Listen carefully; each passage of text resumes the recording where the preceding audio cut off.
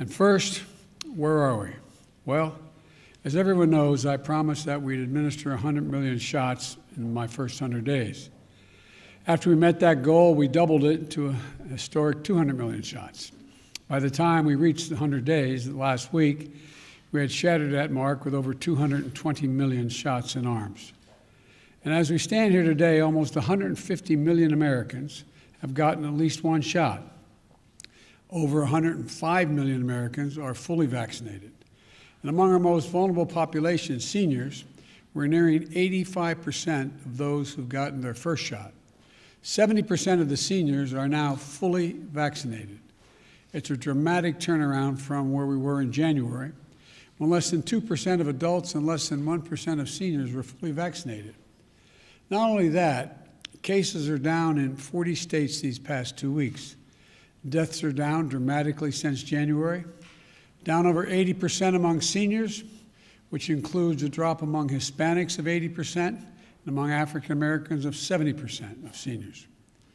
There are tens of thousands of Americans alive today because who would not be alive otherwise were they not had access to rapid vaccination program.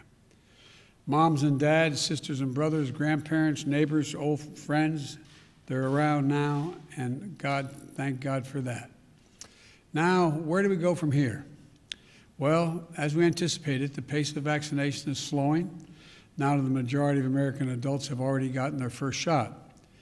But we're still vaccinating millions of Americans every day. In fact, in the last 10 days, 1 out of every 10 adult Americans got a shot. But soon we'll have reached the adults who are most eager to get vaccinated. And at that point, this effort will shift to a new phase, which is what I want to talk about today. Our new phase will focus on 3 areas. First, kids, children between the ages of 12 and 15 years of age. They're not yet eligible for a vaccine. The FDA scientists are currently reviewing the data to decide if and when to authorize that age range for vaccinations. The FDA and the FDA alone will make that decision. But today, I want American parents to know that if that announcement comes, we are ready to move immediately move to make about 20,000 pharmacy sites across the country ready to vaccinate those adolescents as soon as the FDA grants its okay. Now, most Americans have a vaccination site about as close as their house is near to a neighborhood school. We're also going to slip vaccines directly to pediatricians, ship them to pediatricians during the following weeks, so parents and their children can talk to their family doctor about it and get the shot from a provider they trust the most. Easy, fast, and free. And if teens are on the move this summer, they can get their first shot in one place and a second shot elsewhere. We know that adolescents are at risk from COVID-19. Though serious illness at that age range is rare, they can still get sick and spread the virus to others. So my hope is that if the vaccine is authorized, parents will take advantage of it and get their kids vaccinated. The second area of focus is making it more convenient for everyone to get a vaccine. We know that many adults have not been vaccinated because they have found it too confusing or too difficult or too inconvenient to get a shot. So for those having trouble finding a location or making an appointment, we're going to make it easier than ever. We have formally launched a simple website where you can find the vaccination location closest to you. That site is vaccines.gov. Let me say it again, vaccines.gov. Go there now, find a location to get the shot, and make an appointment. Also today, if you prefer texting, we have another easy way to get the shot. Text your zip code to the following number, 438829. Your zip code to that number, 438829. And you'll get text back to the location that is nearest you with vaccines in stock right then and there. Yes, you can text your zip code right now to 438829 and get text back within minutes. the place that's nearest to you to get a vaccination that are available immediately. So send this to your kids, your grandkids, your friends who have not been vaccinated yet. Now, I know some people find making an appointment in advance inconvenient. So starting this week, we're also going to direct all federal pharmacy partners to begin to provide walk-in hours. You'll soon be able to get vaccinated without an appointment at the vast majority of our 40,000 pharmacy locations across the country. We're also encouraging our state and local partners to have a walk-in ability as well to the sites that they run. And beginning next week, we'll be shipping new allocations of vaccine to rural health clinics, getting more vaccines to more rural clinics so Americans who don't live near one of the 75,000 vaccination sites will have new options that may be closer than anything they thought. We know that vaccination rates are lower in rural areas, and that's why we're going to get vaccines closer than ever to rural residents.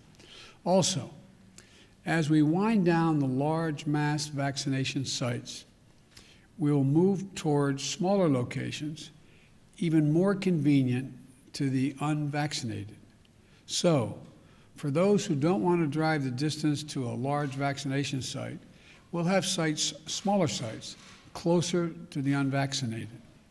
And for the first 100 days, our goal will be to make it possible for people to come and get vaccinated, and will succeed beyond anyone's expectations, I believe. Now we're going to have to bring the vaccine to people who are less eager.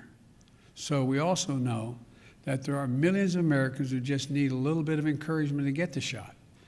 I recently called on employers to do their part by offering paid time off for employees to get vaccinated and opening up a tax credit program that reimburses the businesses for the cost of giving the employee the time off to get vaccinated. And I want to thank the 1,000 businesses that have stepped up so far. We're also going to roll out new partnerships with the business community. We're working with major businesses like grocery stores to provide special deals like discounts to shoppers who come to their stores to get vaccinated. And it works both ways. Bring them in to get vaccinated, but when they're in, they'll get discounts to purchase goods in that store. Further, we're working with major sports leagues to launch special promotions for their fans.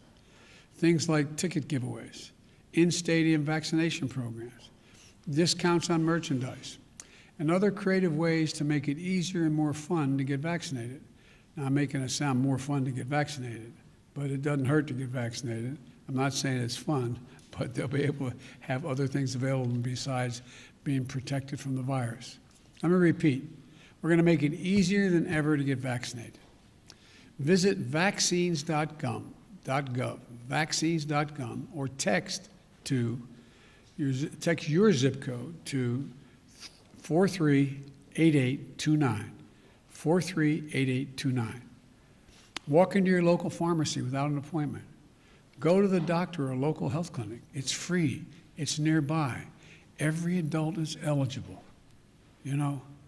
Go get the shot as soon as you can. The third area of our focus is Americans who still aren't sure they want to get vaccinated. We've seen the confidence in vaccines rise steadily these past few months among virtually every segment of the population. And as more and more Americans see their friends and family get vaccinated, they're making the choice to get vaccinated themselves. Democrats and Republicans, progressives, conservatives, people of all persuasions are getting vaccinated. In fact, the fact is that nearly 85% of seniors have had at least one vaccination shot, and the wide cross-section of the nation trusts the vaccine, regardless of race or ideology. Now, we need to make the same progress for those under 65 years of age. There are a lot of younger people, especially those in their 20s and 30s, who believe they don't need it. Well, I want to be absolutely clear. You do need to get vaccinated. Getting vaccinated not only protects you, it also reduces the risk that you give the virus to somebody else. It could save your life or the lives of people you love. We're still losing hundreds of Americans under 65 years of age every week. and many more are getting seriously ill from long stretches of the time. Look, even if your chance of getting seriously ill is low, why take the risk when you have a safe, free, and convenient way to prevent it? Additionally, we know that some people may need more information to decide whether to get the vaccine. There is now plenty of information for people to do their homework within nearly 150 Americans living, in fact, with 150 million Americans that are living now, have gotten the vaccine. Talk to someone you trust, like your physician or your pharmacist, or people who have already been vaccinated. Talk to your faith leaders or others in your community that you trust. Look to those people to help answer your questions. I want to be clear. I've been saying this a long time, but I really believe this is not a Democrat or a Republican issue. Science behind the vaccines has been under development for decades. 2 of our vaccines were authorized under prior administrations, Republican administrations. My administration, the Democratic administration, is doing the work to get hundreds of millions of shots in arms. While we may not always agree on everything, this is one thing people across the political spectrum can agree on. So I want to thank prominent conservatives like Mitch McConnell and a large group of Republican members of Congress who have medical training, who have advanced getting vaccinated. I also want to thank the 105 million Americans of every background who are fully protected from one of the deadliest pandemics in our history. You know, there's a lot of misinformation out there, but there's one fact I want every American to know. People who are not fully vaccinated can still die every day from COVID-19. Look at the folks in your community who've gotten vaccinated and are getting back to living their lives, their full lives. Look at the grandparents, united with their grandchildren, friends getting together again. This is your choice. It's life and death. And I hope everyone knows within themselves it makes the choice that it's going to help them and their loved ones be safe, get our businesses open again, and get us back to normal. Again, in the next 2 months, our focus is going to be on 3 groups: kids between 12 and 15 who are awaiting potential FDA authorization to get a shot; 2, adults who have had trouble locating a place to get a shot or who just haven't gotten around to it; and 3, those who need more being convinced of the necessity of getting the vaccine. As we turn to this new phase, we're also setting a new goal. 2 months from today, families across the country are going to celebrate the 4th of July. Our goal by July 4th is to have 70% of adult Americans with at least 1 shot and 160 million Americans fully vaccinated. That means giving close to 100 million shots, some first shots, others second shots, over the next 60 days. Of course, Americans can still get shots after July 4th, but no one should wait, and let's try to hit that 70% mark, at least with 1 shot before that day. It's another huge goal. And as you may remember, we were initially focused on getting enough vaccines for every adult. Well, we did that. We have enough vaccines. Now that we have the vaccine supply, we're focused on convincing even more Americans to show up and get the vaccine that is available to them. If we succeed in this effort, as we did with the last, then Americans will have taken a serious step towards a return to normal. That's July 4th. But we're not there yet. That's why I'm asking people to continue to follow the CDC guidelines as we work to get more people vaccinated. And to clear up any confusion, the good news is that last week the CDC said that vaccinated people do not need to wear their masks outside unless they're very crowded settings like a sporting event. And if we can continue to drive vaccinations up and caseloads down, we'll need our masks even less and less. I know it will take time to get everything back to normal. You know, we're all going to have to be patient with one another. Masks have needlessly divided this country. Masking, as directed, is a patriotic duty, but so too is treating each other with respect and patience. One final point. As I said in my address to Congress last week, Congress is going to be the arsenal for fighting COVID-19, just like we were for the arsenal for democracy in World War II. Not only because it will have kept us safe, but because it's who we are. Well, we've already committed to work to send 60 million doses of AstraZeneca vaccine to other countries, starting this month and into June. That means of all the vaccines we produced for the United States at that time, we'll have given about 10% to the rest of the world. It's a significant humanitarian commitment in addition to our funding of COVAX. And I'll have more to say about that soon. I'll conclude with this. The light at the end of the tunnel is actually growing brighter and brighter. So Americans have sacrificed and served to make this progress possible, showing the best of who we are as a people. We need you. We need you to bring it home. Get vaccinated. In 2 months, let's celebrate our independence as a nation and our independence from this virus. We can do this. We will do this. Thank you all. May God bless you and may God protect our troops. Thank you. Mr. President, how much harder will this next phase be for the vaccination campaign? I'm sorry, you're both speaking, one at a time. Okay, Mr. President, where are you sending the AstraZeneca doses first? What will be the criteria? Countries like India or Brazil that needs the most, or will be to We're helping Brazil, we're helping India significantly. I spoke to Prime Minister Modi. What he needs most is he needs the material and the parts to be able to have his machines that can make the vaccine work. We're sending him that. We're sending him oxygen. We're sending him a lot of the precursors. So we're doing a lot for India. With regard, with regard to the AstraZeneca vaccine, which we have sent that vaccine to Canada and to Mexico, and there are other countries that we're talking to now. As a matter of fact, I talked to head of state today. I'm not prepared to announce who else we'll be giving the vaccine to, but we are going to, by the 4th of July, have sent about 10% of what we have to other nations, including some of the ones you mentioned. Mr. President, if this phase is not How successful, harder will this next phase be for the administration? How much harder compared to your first 100 days? Well, I think in one sense it's easier in that it's up to convincing the American people rather than guaranteeing them we'd have the supply for them. So that was really hard. It was really hard to get from, as that old expression, 0 to 60 miles an hour. It was very hard to get from a very low count to 600 million vaccines and then set up all the logistics. But I think what's going to happen, it's my prayer, that more and more people who get vaccinated are going to be listening to people who they love and are around, and they're going to say, why don't you just go ahead and do it? And there's some evidence. We still had a good dose of vaccine being administered the last 2 weeks, and it's still moving.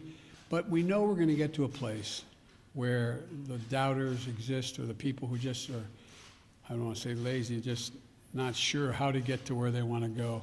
It's going to be hard. So we're going to keep at it. We're going to keep at it. And I think the end of the day,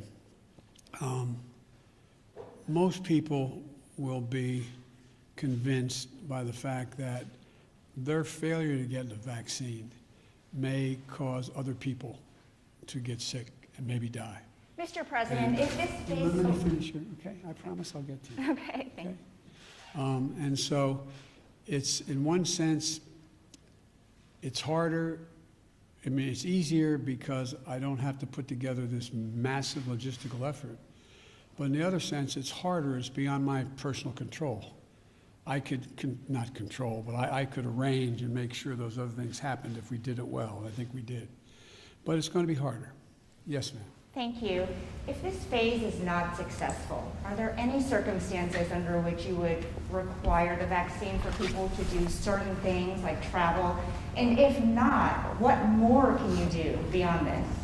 Well, I'm not going to, I'm one of these guys who thinks positively and not negatively.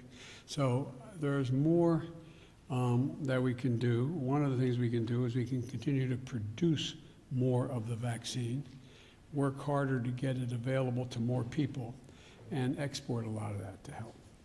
Secondly, whether we're going to, I think that we're going to continue to, I don't think, we're going to continue to try to bring in and effectively spokespersons to represent communities that in fact people listen to.